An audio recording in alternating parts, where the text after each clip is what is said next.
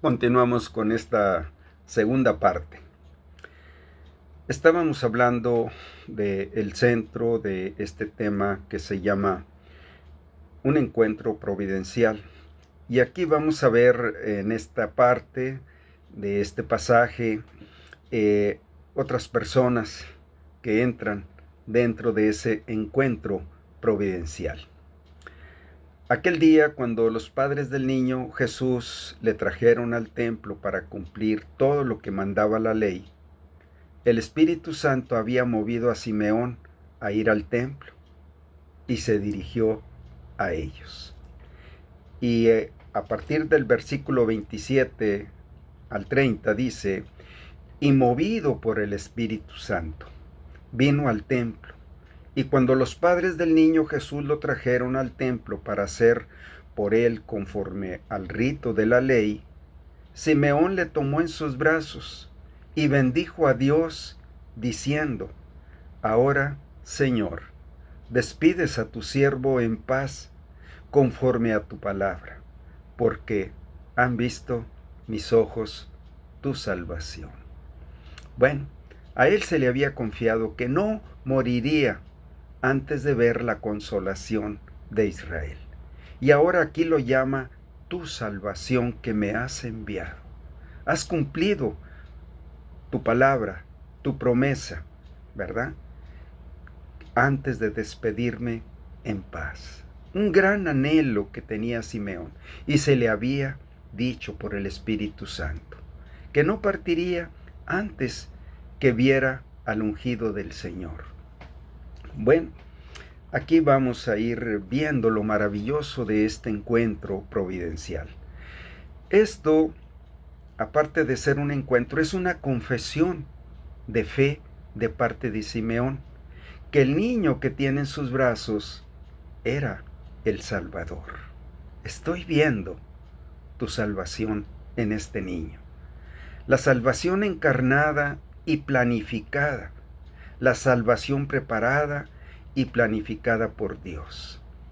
Dice en el Evangelio de Juan 14, en Juan 1:14, y aquel verbo fue hecho carne. Y vimos su gloria, gloria del unigénito Hijo de Dios, lleno de gracia y de verdad. Y aquel verbo fue hecho carne. Simeón estaba viendo el cumplimiento de que el verbo que había hecho todas las cosas, como también el apóstol Juan dice, en el principio era el verbo, y el verbo era con Dios, y el verbo era Dios, y todas las cosas por él fueron hechas, y sin él nada de lo que ha sido hecho fue hecho. El verbo. Y luego en el versículo 14, capítulo 1 de Juan, y aquel verbo fue hecho carne, y vino, y habitó entre nosotros, y vimos su gloria, gloria como del unigénito, del Padre, lleno de gracia y de verdad. Bueno, ¿se dan cuenta qué hermoso es tener un encuentro que Dios propicia? Simeón estaba viendo al Verbo hecho carne, al Creador que le había dado la vida y el aliento, pero él también lo llama tu salvación. Han visto mis ojos tu salvación. Esto es maravilloso. Simeón nos es un ejemplo, un modelo, una imagen clara de alguien que su única esperanza en esta vida es ir al cielo. Despides a tu siervo en paz, porque han visto mis ojos tu salvación. Me voy contigo, porque Él es mi Salvador. También es el ejemplo de alguien que sabe cómo ir al cielo y que se regocija cuando tiene en sí mismo a aquel que puede cumplir todos los anhelos de su corazón. Jesús estaba encarnando la provisión de Dios para todos sus anhelos y se regocija porque Él va con una paz eterna en su corazón. Esto es la fe encarnada en una persona que confía en Dios, que espera en Dios. Y Dios premia la fe. Dice que Él es galardonador de los que le buscan. Este es el galardón. Simeón estaba recibiendo el galardón de su fe. Ahora, ¿qué veía Simeón, en aquel niño? Bueno, él tenía una promesa. Él era un hombre conocedor de las Escrituras, piadoso, justo. Y él conocía la promesa a través del profeta Isaías en Isaías 7:14. Por tanto, el Señor mismo os dará señal. He aquí que la Virgen concebirá y dará a luz un hijo y llamarás su nombre Emmanuel. Y luego en Mateo, el evangelista San Mateo dice, todo esto aconteció para que se cumpliese lo dicho por el Señor por medio del profeta, cuando dijo, he aquí, una virgen concebirá y dará a luz un hijo, y llamará su nombre Emmanuel, que traducido es Dios con nosotros. Esto era lo que veía Simeón, Dios conmigo, Dios trayéndolo por los pasos de alguien que ha encaminado para conmigo. Esto es algo que produce un gran regocijo. Ahora, también, ¿qué creía Simón acerca de aquel niño? ¿Cuál era su confianza? ¿Qué esperaba? La respuesta también nos la había anunciado 750 años antes como una profecía anunciada. Y esta era la consolación que esperaba el pueblo de Israel.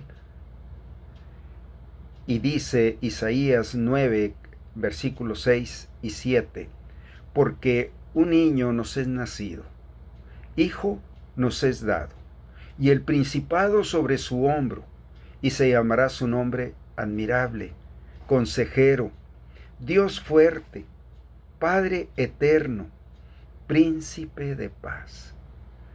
Todas estas insignias traía aquel hijo. Su nombre es admirable, un nombre que es sobre todo nombre, para que en el nombre de Jesús se doble toda rodilla de los que están en el cielo, en la tierra y aún de los que están debajo de la tierra.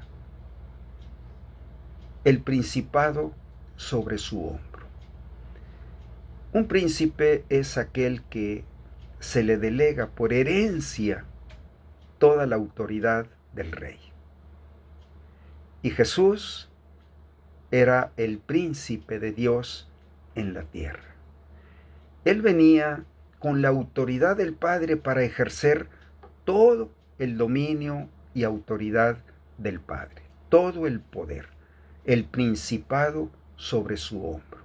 Y le entregó todo este mundo. También una de sus distinciones que mencionó, consejero.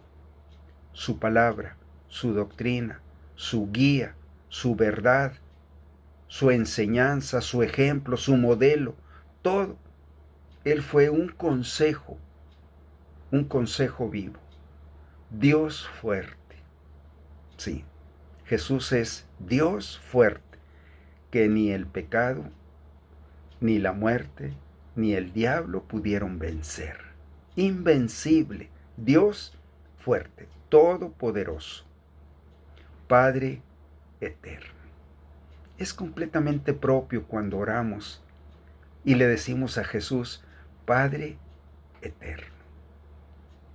Porque el Padre y yo uno somos. Porque todo lo que tiene el Padre es mío. Príncipe de paz. Él tiene la autoridad para traer la paz de Dios al corazón de los hombres, para que los hombres puedan hacer la paz con Dios, para que puedan arreglar todas sus cuentas y que la ley de Dios ya no los condene. Él tiene la autoridad para hacer la paz en el corazón del hombre con la ley de Dios. Ponernos en paz.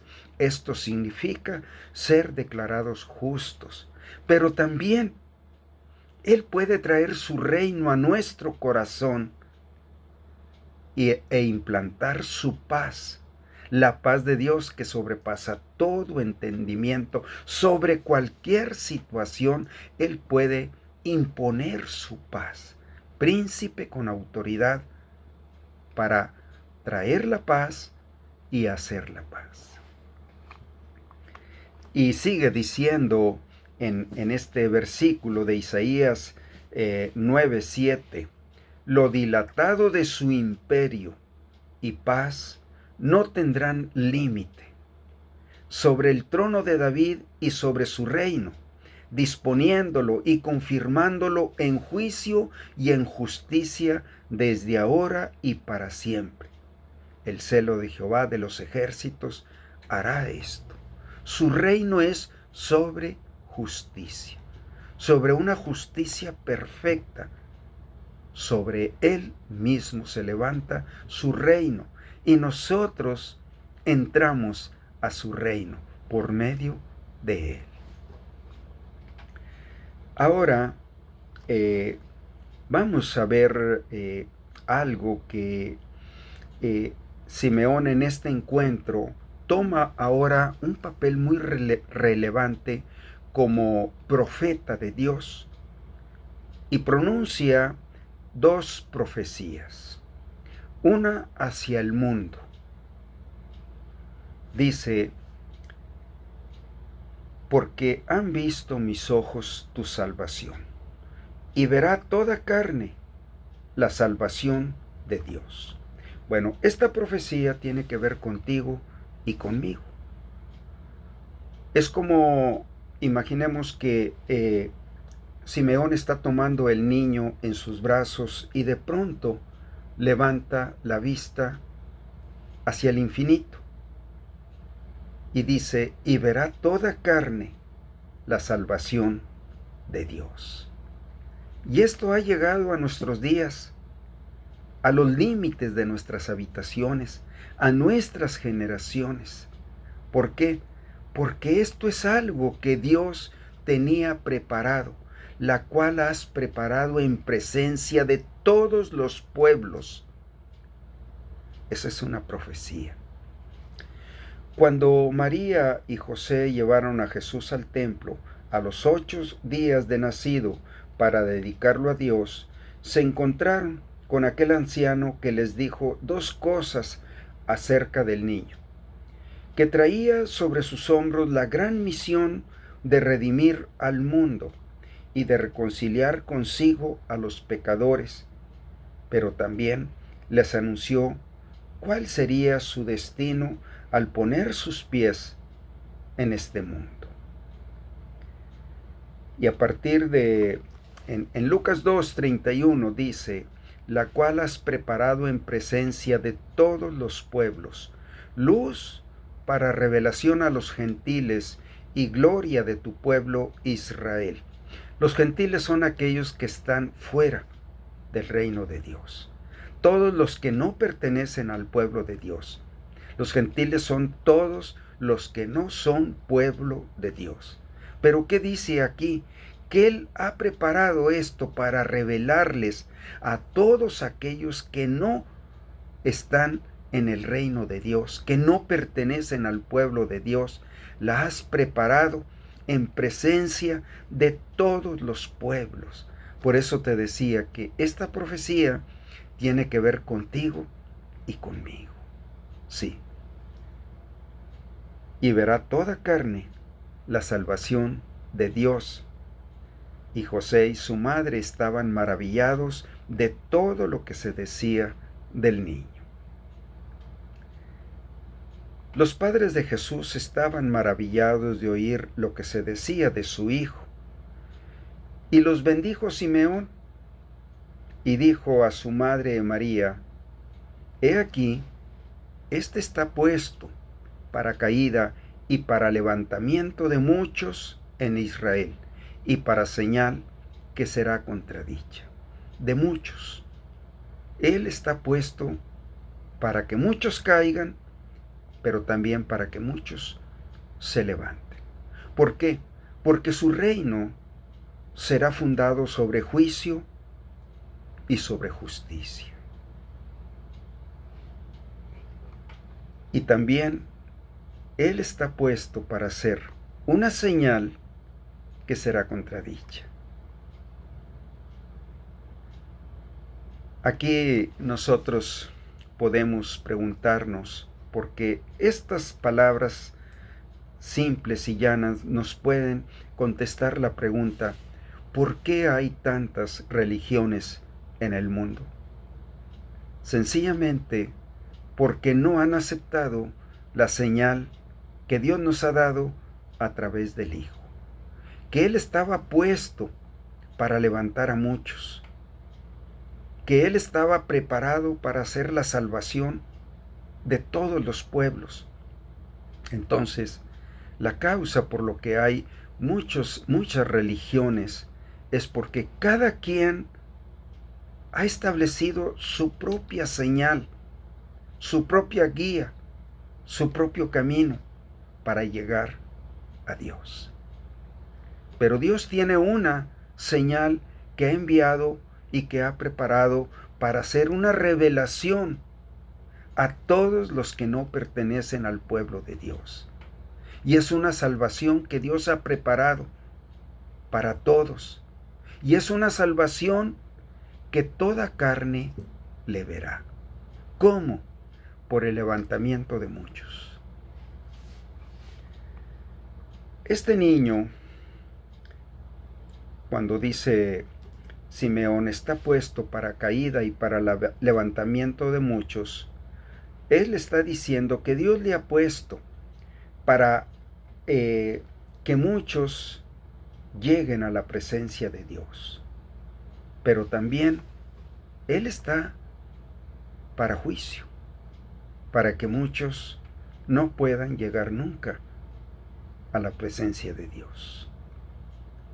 Esto es algo extraño, pero tiene un sentido cuando nosotros alineamos nuestro razonamiento con la señal de Dios. La obra de Jesús será la causa de que muchos caigan y muchos se levanten. Este es un dicho duro y extraño, pero cierto. Cada caída de muchos tiene que ver con la condenación por el pecado en el infierno. No es Dios el que condena a un hombre, sino que es el hombre el que se condena a sí mismo, y su juicio está relacionado con su reacción hacia Jesús. Aceptó la señal, aceptó el mensaje a través de Jesucristo. Si ante ese encuentro continúa fríamente, insensible, o se vuelve activamente hostil, quedará excluido de la presencia de Dios. Eso es lo que dice en el Salmo 1, 5 y 6, nos lo describe de esta manera: por tanto, no se levantarán los malos en el juicio, ellos quedarán caídos. La cruz de Cristo está puesta para caída y para levantamiento de muchos. No se levantarán los malos en el juicio, ni los pecadores en la congregación de los justos, porque Jehová conoce el camino de los justos, mas la senda de los malos perecerá. No hay esperanza el camino que ellos escogieron.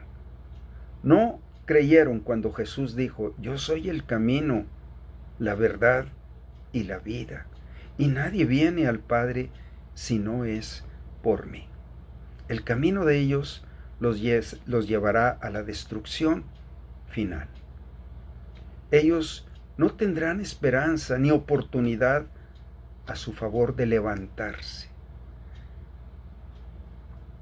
Como hay una gran aceptación en este mundo por Jesús, también hay un gran rechazo por muchos.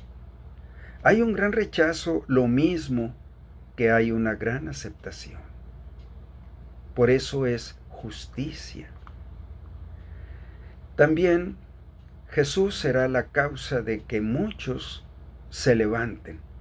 Sí, muchos cuando se encuentran ante esta bondad y esta maravilla, su corazón reacciona con una respuesta de aceptación, de amor y de la disposición del corazón para que se haga una morada para Jesús. Estarán entrando al reino de Dios para morar eternamente en su gloria. Esto es el levantamiento de muchos.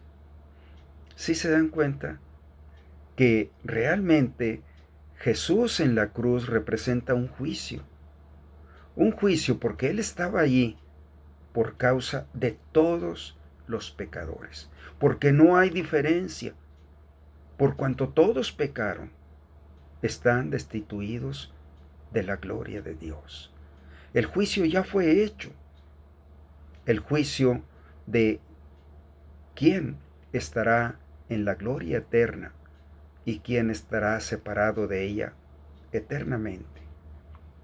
Dice en el Evangelio de Juan, capítulo 9, versículos 39 al 41, dijo Jesús: para juicio he venido yo a este mundo, para que los que no ven, vean, y los que ven, sean cegados.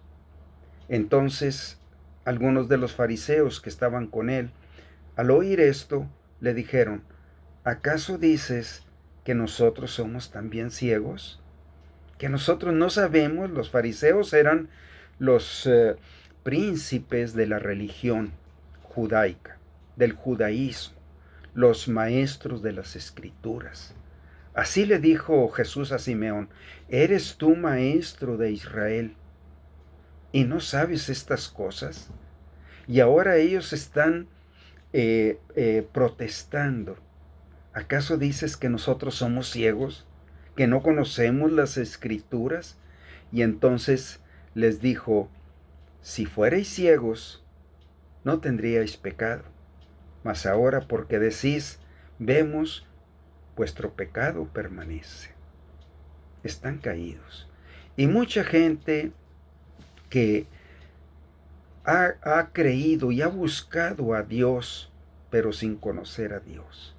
Bueno, dijimos que el Espíritu Santo lo guía delante de Cristo. Pero muchos dicen: es que yo conozco mi religión, es que yo sé lo que creo, es que yo conozco las escrituras, es que yo no soy un ignorante. Bueno, por cuanto dices que ves, tu pecado permanece. Porque yo he venido para que los que no ven, vean, y los que ven, sean cegados para siempre. Por eso Jesús es una señal que será contradicha. Y en Juan 12, 31 al 33 dice: ahora es el juicio de este mundo. Ahora es el príncipe de este mundo y ahora el príncipe de este mundo será echado fuera. Y yo, si fuere levantado de la tierra, a todos atraeré a mí mismo. Y decía esto dando a entender de qué muerte iba a morir: en la cruz. Iba a ser levantado y clavado en sus manos y en sus pies. Pero ahí estaba el juicio de este mundo. Aquellos que entendían que Él era la señal de Dios. Porque dice, cuando yo sea levantado en la cruz, a todos los atraeré a mí mismo. Porque Dios quiere que todos los hombres sean salvos y que vengan al conocimiento de la verdad. Sí, yo para juicio he venido a este mundo. Continuamos en la siguiente parte.